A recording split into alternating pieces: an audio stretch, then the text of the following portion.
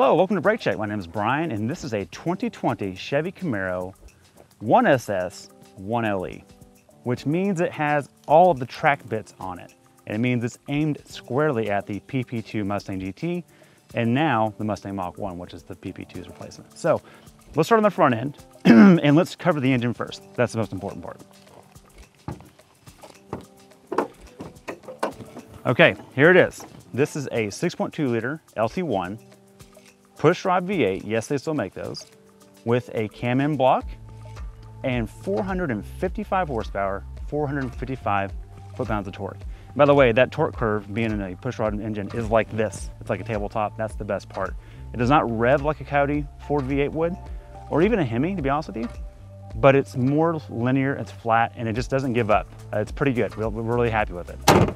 Now, looks-wise, you get a satin black hood on the 1LE, and you get this air dam, which is active, and it's not active, it is functional. It's not just for looks. And here's my favorite part of the 1LE. Come over here, come a little closer.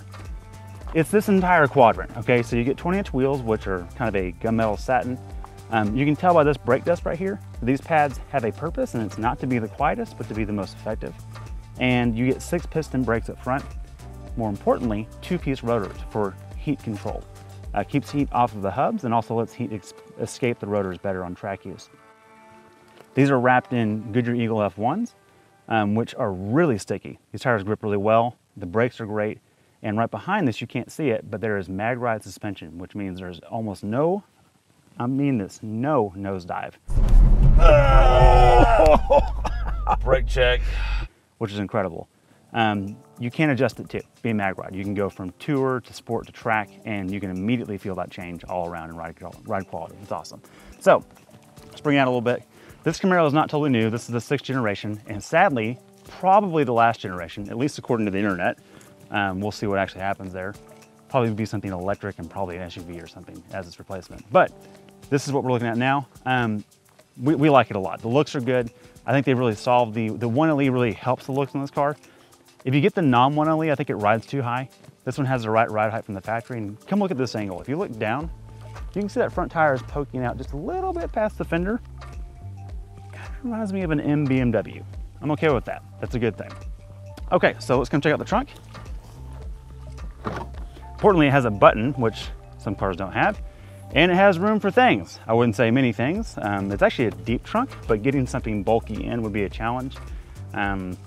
Not sure you want to overland camp in this. Not that you couldn't though.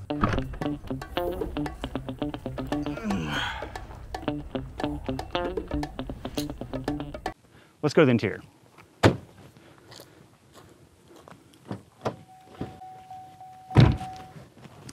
Okay, welcome to the inside. And the most important feature in here is right here.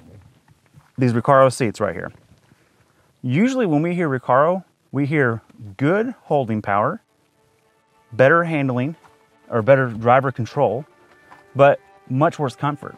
I don't think these are uncomfortable. I think these are great. I've had no problems with them so far, and they're still supportive. So there's proof that you can get a good seat that won't kill your back. Okay, what do you get with the 1LE that you don't get in a LT1 or a traditional SS? And that is the non-microfiber or non-Alcantara steering wheel. And what do they call it, Craig? What is it, a formal name?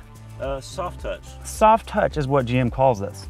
I'm gonna call this wear your gloves on a hot track day, because you're gonna eat this thing up immediately.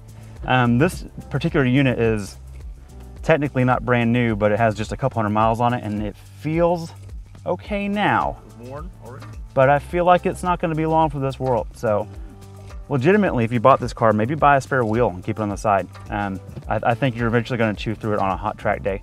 Same thing for the shifter. Now, importantly, to match that great engine is the Tremec TR6060, which we've seen in a lot of all-star cars. Vets, Vipers, Shelby GT500s, this thing, and it's been evolved into other iterations for other cars, but this is the last version of the 6-speed for the masses. Good transmission. Unlike some other cars, it won't grind gears, and it's just good. It's gonna hold up for it. Now, this is kind of basic in here. This is not a huge interior. The big complaint we hear on this car all the time is that, oh, I can't see out of it. I can't see out of it. Look, I'm here to tell you, it's not the easiest to see out of, but it's also not the worst, and I don't want it to get that terrible rap. comparing directly to the Mustang and the Challenger actually, the headroom isn't a whole lot different between the three of them. The difference here is that the door sill is really high. So you get this letterbox situation going on here with the looking at the windows. If I were shorter, I could see it being hard to see out the hood, but at my height, I can see the hood to the end. No problem there. And actually, I've got headroom in here. If you skip the sunroof, even tall, goofy guys like me can fit in here. Now, you don't get a digital cluster up front. You get actual dials, which I prefer. You do get a touchscreen. And you'll notice it's leaned towards me, which seems a little funny at first, and then you realize that the sun will never glare at you off that screen. And I really appreciate that. That's nice. My most favorite feature of the interior has got to be the HVAC controls. You can lock the vents, you can block them by turning the center dial, and the actual bezel is the temperature control on the left and speed control for the blower on the right. How cool is that? Now, sadly, and this is the biggest drawback of the interior, is there is no parking brake. There's a parking button, which is the way most cars are going these days. But when you go to a parking lot on a snowy day and you want to be stupid, I guess you're just gonna have to dump the clutch. I don't know what else you can do about it. All that being said, thanks for watching. Stay tuned for the full review of this where we get on the road with it and have a lot of fun. Take care.